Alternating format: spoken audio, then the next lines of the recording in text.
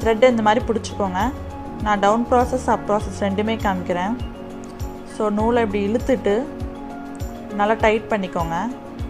இழுத்ததுக்கப்புறம் பக்கத்தில் குத்தி கீழே சுற்றி மேலே இழுக்கிறப்ப ஒரு ட்விஸ்ட் பண்ணணும். குத்தி கீழே சுற்றி மேலே இழுக்கிறப்ப ரைட் லெஃப்ட். இப்படி பார்த்தீங்கன்னா இழுக்கிறப்ப சரியிலெல்லாம் உங்களுக்கு உடையாது, ஆனால் சில்க் த்ரெட்டில் வந்துட்டு உடையும். அதனால தான் ஃபஸ்ட்டு சரியில் நான் ப்ராக்டிஸ் பண்ண சொன்னேன். சூவிங் த்ரெட்டும் ஸ்ட்ராங்காக இருக்கும். ஸோ குத்தி சொன்ன மாதிரி ஒரே ஒரு சுற்று தான், இப்படி 2 சுற்றலாம் சுற்றக்கூடாது.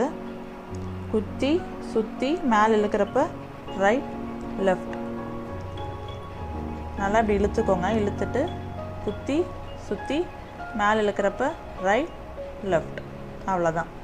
ஆஸ் யூஷுவல் இதை கட் பண்ணிட்டு